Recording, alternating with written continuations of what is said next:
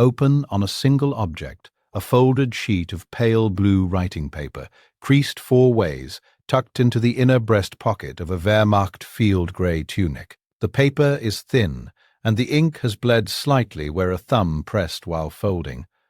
Pull the frame back. The tunic belongs to Hauptmann Erich Vogel, 32 years old, battery commander of the 3rd Battery of Artillery Regiment, 1716. 3 105mm light howitzers are dug into the reverse slope of a ridge 4 kilometers inland, from a stretch of Norman shingle the maps call Vierville-sur-Mer. It is 0440 on the 6th of June, 1944. He is at his Zeiss scissor-scope periscope in the observation bunker of Stützpunkt WN63, sweeping a horizon still black with sea fog, logging the wind for his morning shoot. He has been an artillery officer for 11 years. He is very good at it. His hands are steady. He notes cordite oil on the eyepiece and wipes it clean with the corner of a handkerchief his wife embroidered with his initials. The letter in his pocket is to Anneliese in Freiburg. It is dated 4 June, and it will not be sent. It closes with a sentence he lifted from an evening in the officers' mess at Bayeux, where a colonel from the 7th Army staff had used the phrase, and everyone had laughed, and Vogel had liked it enough to keep. Wenn sie kommen, werden wir sie ins Meer zurückwerfen, noch vor dem Frühstück. When they come, we will throw them back into the sea. Before breakfast, within 12 hours, the man now cleaning his optics with a monogrammed handkerchief will be found on the concrete floor of this bunker, unable to sign a fire order, unable to stand, having looked at something through that same scope that his professional mind will not permit itself to finish counting. He does not know this yet. He knows the field of fire, the range card, the pre-plotted concentrations along the sand, the shingle bank where obstacles wait. He knows the doctrine. He knows the sea. He has been told what to expect, and he has believed it. The fog is beginning to thin. Somewhere out there, past the edge of the scope's clean grey circle, the Atlantic is delivering to his coordinates the entire industrial output of a continent. Vogel's belief in the morning is not stupidity. It is the accumulated logic of every briefing he has attended for 18 months. He can recite the position of every strong point along his stretch of the Calvados coast. He knows that from the bluffs above the beach the sand is a killing floor, 200 meters deep, exposed at every stage of the tide, dominated by interlocking machine gun arcs from 4 wider stands Nesta. WN-60, WN-61, WN-62, and enfiladed by his own guns from the reverse slope. He knows the beach obstacles, the Belgian gates, the log ramps tipped with Teller mines, the hedgehogs seeded through the tidal flats by the labor of Organization Tot over the winter. He knows the doctrine written by Field Marshal Rommel himself. The Allies must be broken at the waterline in the first 24 hours, or the war is lost. Vogel accepts the arithmetic of this. He does not question the Field Marshal. He questions, quietly and only to himself, whether the resources he has been given are equal to the task. Because the resources are thin. His battery has been on a fixed ration through May and into June, 4 rounds per gun per day, 12 rounds daily for the whole battery. He has protested this in writing 3 times, through his regimental commander, to division. The answer was always the same: shortages elsewhere, priorities in Russia, patience. The concrete of his bunker is thinner than the drawings show. The workers ran out of aggregate in March. His telephone lines to the coastal strongpoints are laid on the surface because there was no wire to bury them. His cruise rifles are Czech Mauser variants because the Carabiner 98 K-stocks were diverted to the east. There is no gasoline reserve for the battery's tractor beyond what will move the guns once. 2 of his 3 forward observers are men over 40, one with a limp from Kharkov. Above all, there is the question the enlisted men make jokes about at the field kitchen, the one no officer will answer. Wo ist die Luftwaffe? Where is our Air Force? Vogel has not seen a German aircraft over this coast in daylight for 6 weeks. At 04:55 he takes coffee with his gun captain, Feldwebel Kraus. Real coffee, a small hoarded packet from a parcel his mother sent for his birthday. Kraus is a stocky Bavarian who joined the artillery in 1935 and who has 3 children whose photograph is glued to the inside of his ammunition locker. Kraus smokes. Vogel does not. Kraus reads aloud for the 3rd time this week a letter from his eldest, who is 7 and who has drawn a picture of a horse. They laugh. In the second bunker, Obergefreiter Weiss, a 19-year-old from Hamburg who has been with the battery 3 months, is playing a mouth organ, quietly, an old song about a linden tree. Somewhere down the corridor, a telephone rings and is picked up. Vogel returns to his periscope. The sea fog is lifting faster now. He asks himself a question he has been asking for a week and which he has not written down anywhere. If they came in real numbers, would we be enough? He does not answer. He puts his eye to the scope. The horizon, when he first sees it clearly, has grown teeth. He blinks. He wipes the eyepiece again, though he wiped it 4 minutes ago. He racks the elevation lever a quarter turn and looks again. The teeth are still there. They are not birds. They are not fishing boats. They are the wrong shape for either. They are grey, they are angular, and they are arranged in a formation whose left and right edges lie beyond the field of view of a Zeiss 6-power scissorscope aimed at open sea. He stands very still for perhaps 4 seconds. Then he calls, without turning his head, for Kraus. His voice is calm. He is a good officer. He asks Kraus to look, please, at bearing 295, and to tell him what he sees. There is a silence. He hears Kraus breathe in and forget to breathe out. At 0512, the last of the fog lifts from the Baie de la Seine, and Hauptmann Vogel begins to count. This is what artillery officers do. Counting is the first act of engagement. It is how one converts sea into targets. He starts left, at the western edge of his arc, and works east. He counts the largest shapes first, the ones with the tripod masts and the layered superstructures, the ones that mean heavy naval guns. He reaches 9 capital ships before he stops that category and moves to cruisers. He counts cruisers until he reaches 20. He starts on destroyers. He reaches 47, and the number becomes meaningless, not because he has lost his ability to count, but because the objects have ceased to be discrete. The horizon has become a single grey continuous thing. Behind the destroyers there are landing ships. Behind the landing ships there are more landing ships. Behind those there is a smoke he does not understand. He lowers his eye from the scope and looks at Kraus. Kraus is looking at him.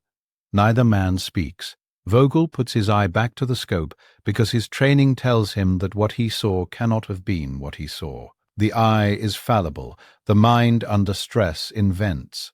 He looks again. It is worse than the first look, because now he can see the barrage balloons above the ships, silver and small as pearls at that distance, dozens of them, and he understands that the Americans have brought their sky with them. Everything he has been told in the mess at Bayeux, in the officers' school at Jüterbog, in the newsreels shown in the field cinema at Caen, everything about coastal defense, about the fragility of amphibious operations, about the impossibility of sustaining such a landing, all of it is being erased in front of his open eye. It is Kraus who breaks first, and Vogel who registers it.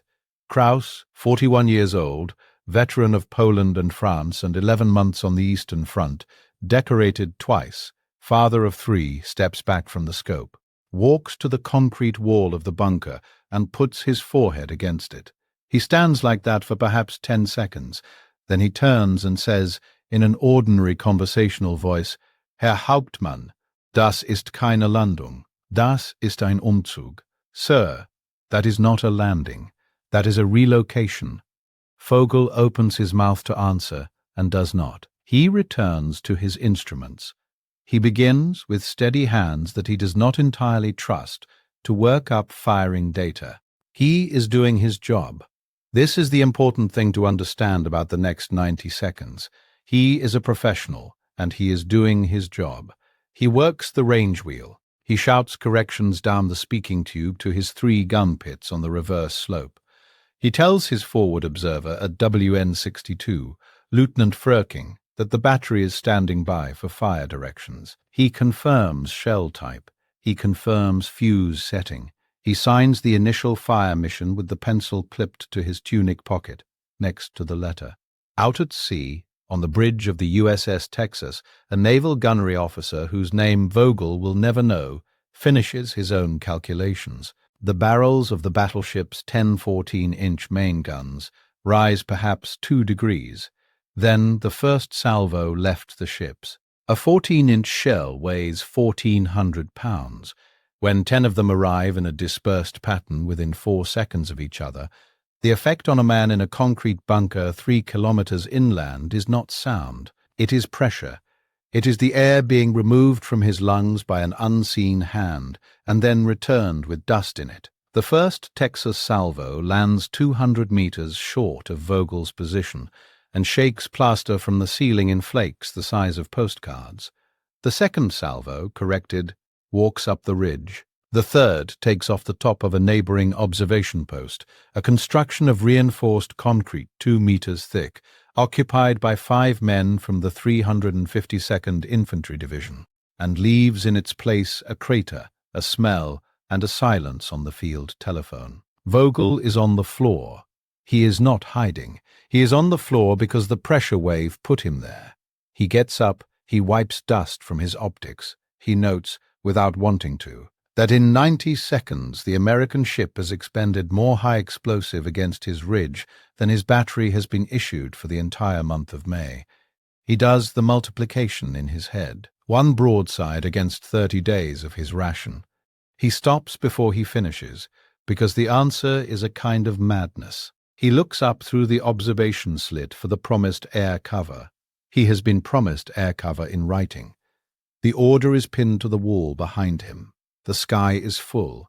It is not full of German aircraft. It is full of P-47 Thunderbolts, twin-tailed P-38 Lightnings, A-20 Havocs low over the coast road behind him, and higher up, at bomber height, the layered contrails of B-24 Liberators and B-26 Marauders working the coastal batteries down the line. He watches a flight of Thunderbolts peel off and put a rocket salvo into a supply depot at Formigny that he had drawn rations from on Sunday. He watches strafing runs walk up the road toward Vierville, cannon shells lifting hedgerow dust in straight lines. He counts his own aircraft in the sky on one hand. He counts them on no hand. He counts them not at all. Somewhere behind him, up the road, a lorry column carrying reinforcements from the reserve regiment at Bayeux is being caught in a hedgerow lane by a section of P-47s and is not going to reach the coast this morning. He does not see this. He infers it. His radio has been silent for 11 minutes. Obergefreiter Weiss, the 19-year-old from Hamburg with the mouth organ, has been in the ammunition bunker below when a near miss from a 5-inch destroyer round collapsed the entry shaft. He comes up the corridor with blood in one ear and both hands full of shell fragments he has picked up because they were warm and he needed to be holding something. He does not speak. Krause takes him by the shoulder and sits him against a wall. Down the field telephone line to gun pit. 2, there is no answer. Vogel sends a runner. The runner does not come back. He sends a second runner. The second runner returns 11 minutes later, alone, and reports that gun pit 2 is no longer there. The battery is now 2 guns.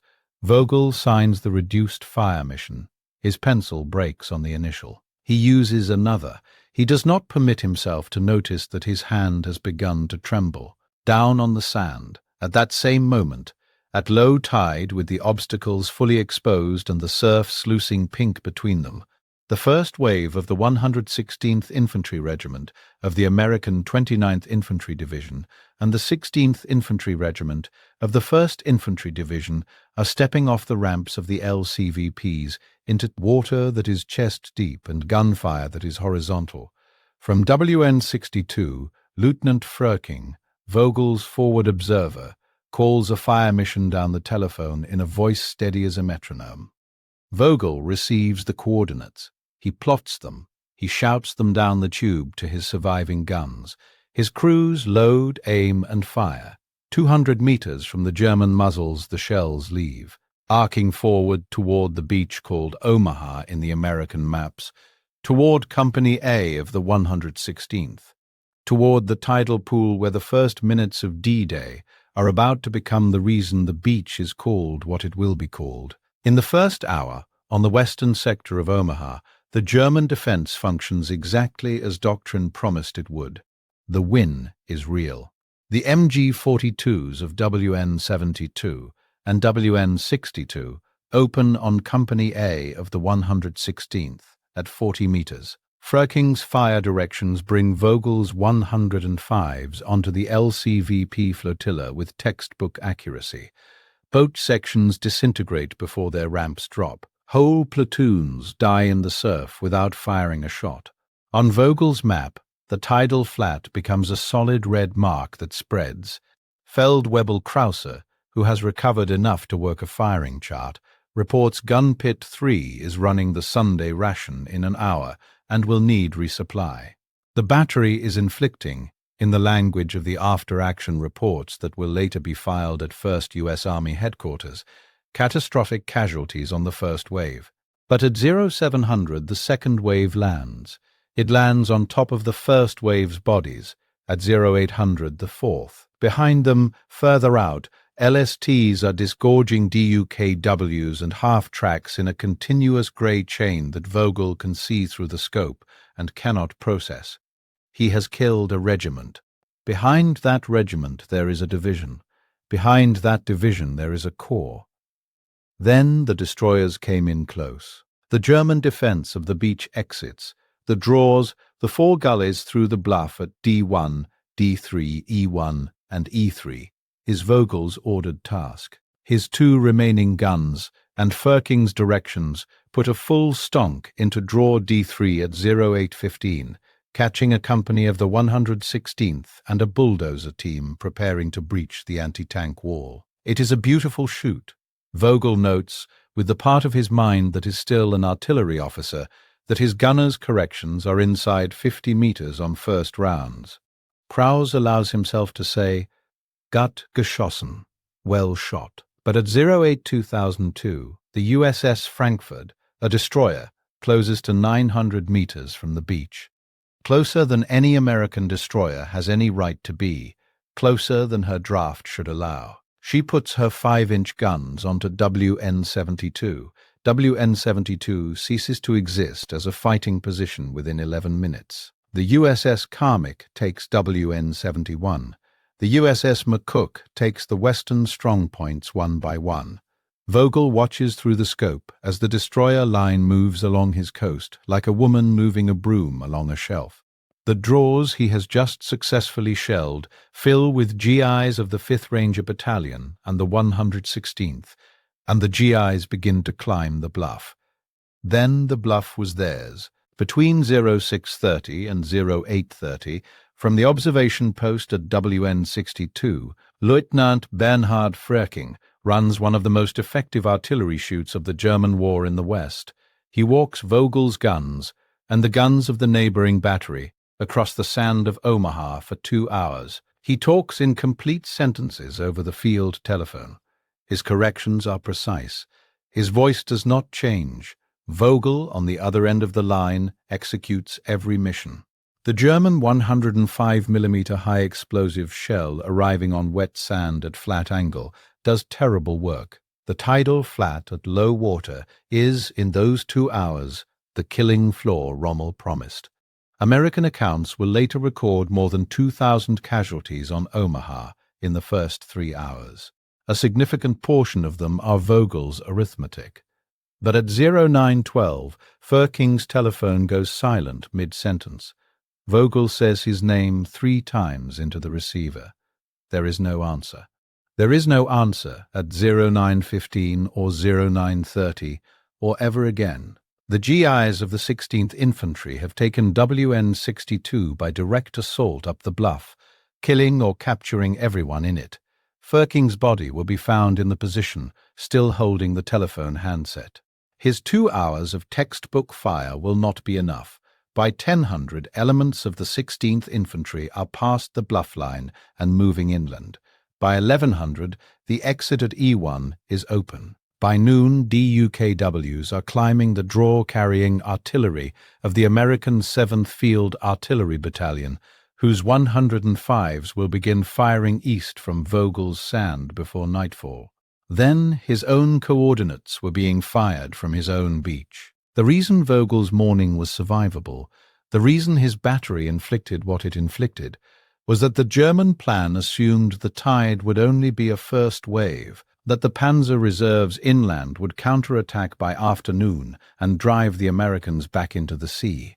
He believes this at 0900. He believes it at 1000. At 1100 he requests, through regiment, information on the movement of 21, Panzer Division and the Panzer Lehr Division. He believes, on the strength of 18 months of promises, that armoured columns are moving up from the interior at that moment. They are not. 21. Panzer, the only mobile armoured formation within immediate range of the coast, has been ordered north against the British at Sword Beach and will spend the day in a piecemeal engagement that achieves nothing. Panzer Lehr and 12, SS Panzer Division Hitlerjugend, the OKW reserves, are held under Führer authority in central France and will not be released until the afternoon. When they do move, they will move under the P-47s and the P-51s, and they will lose vehicles to air attack every hour of their approach. Rommel himself is in Germany at his wife's birthday.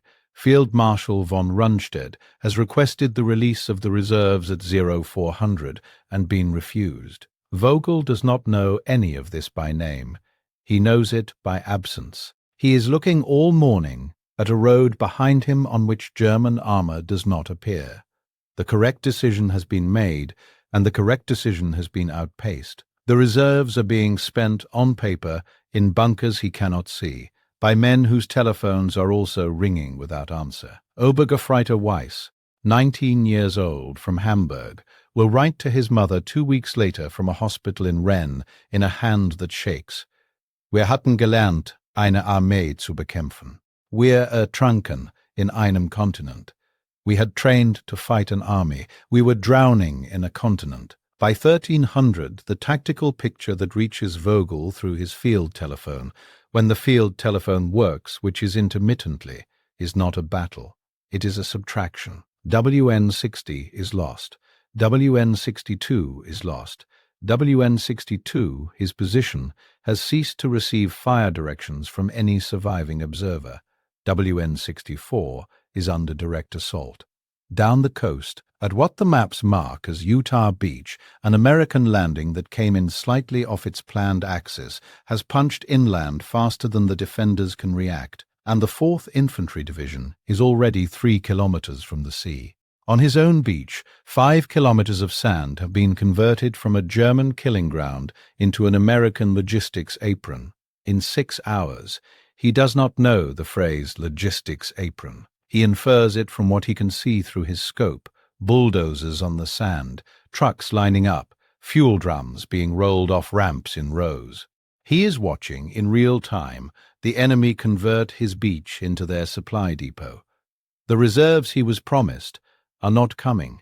He understands this now not as a fear, but as a fact. The German psychiatric services will later have a clinical term for what happens to men who look at what Vogel is looking at. It is not cowardice. It is the specific psychological collapse produced by the confrontation with overwhelming and inescapable force.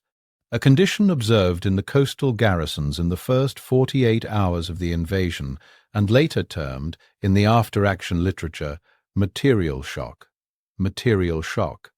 Broken men. Officers who cannot sign orders. Sergeants who cannot lift a telephone. In one account from the neighboring division, a battalion commander returns to his command post at midday, sits at his desk, writes a single line to his wife, and by evening has made a final and quiet decision that his batman will discover the next morning. Vogel is not there yet, but Krause is. Feldwebel Krause, the Bavarian with the horse-drawing, is sitting on an ammunition crate in the corner of the observation bunker, staring at the concrete floor, His hands rest on his knees. They are not shaking. They are not doing anything at all. At 1540, Hauptmann Erich Vogel, who 11 hours ago cleaned the eyepiece of his scope with a handkerchief his wife embroidered, is on the concrete floor of his bunker. He is not wounded. His battery is down to one gun and no shells for it. The fire order in front of him requires his signature. He picks up the pencil. He looks at the pencil. He puts it down. He picks it up. He puts it down. The runner waiting for the order stands in the corridor for 4 minutes and then leaves without asking again. Vogel does not notice him leave. The letter to Anneliese is still in his breast pocket. He does not take it out. Everything he was, the 11 years of professional competence, the field of fire, the range card, the pre-plotted concentrations, the doctrine, the boast about breakfast, has been answered by a horizon of ships he could not finish counting. By nightfall, the beachhead is secure, not comfortable, not deep, not what the American plans had asked for, but secure. Somewhere in a farmhouse cellar inland from the sea, a captured German battalion commander will be interviewed the next morning by an officer of the American First Army's G2, and the transcript of what he says will be filed and read for decades afterward. He will not have the theoretical vocabulary. He will describe in ordinary sentences what he saw and what he understood.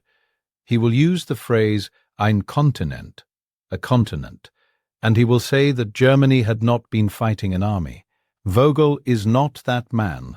Vogel will not be interrogated for another 2 weeks in a camp in Devon, where the American major who takes his statement will note only that the prisoner is cooperative, exhausted, and appears to be trying to explain something about arithmetic. What Vogel is trying to explain, and what he cannot at first put into words, is what he saw through the scope at 0512 and could not stop seeing afterward. He had been issued 4 rounds per gun per day. The battleship Texas had put more shells into his ridge in a single morning than his battery had fired in the entirety of 1943.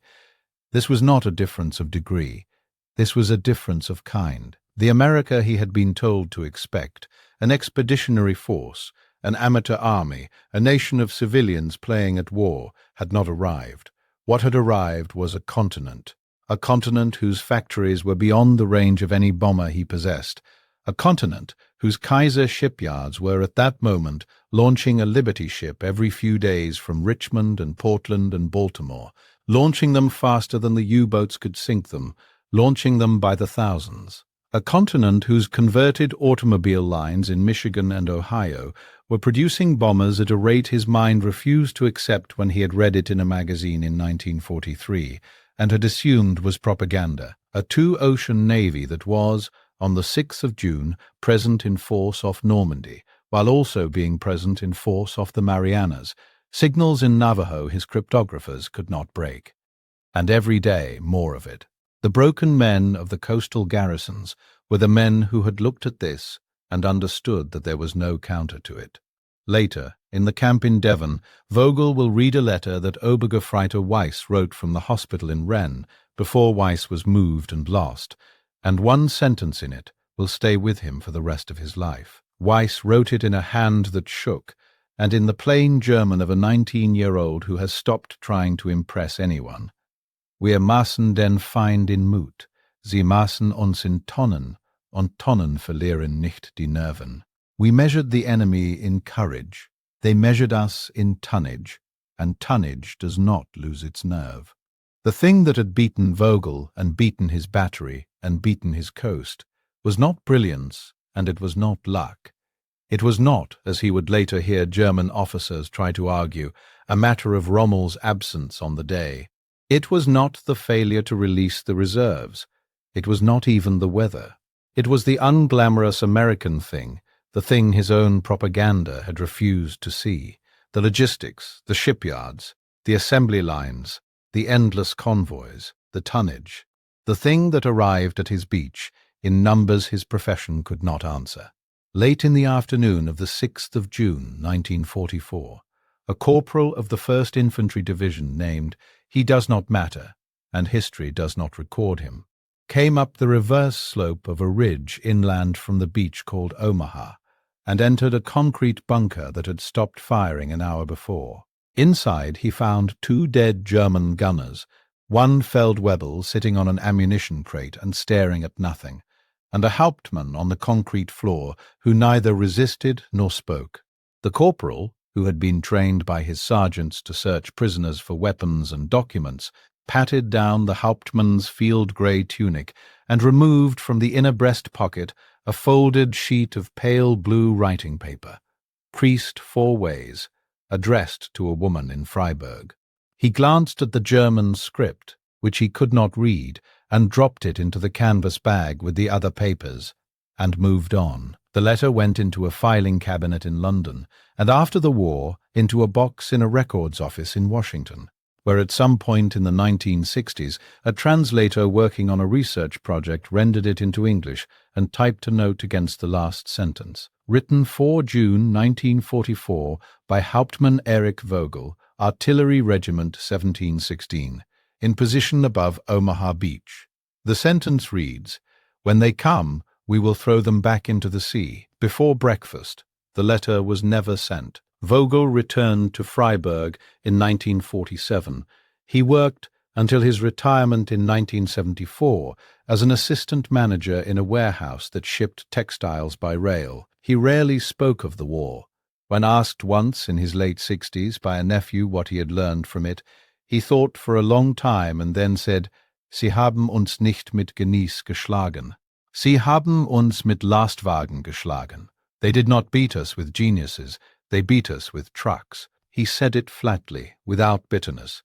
He was, by then, a man who had spent 30 years working in a warehouse, and who understood, better than most, what trucks were and how many of them a country had to have, and how quietly and without heroism they had to arrive in order to end a war.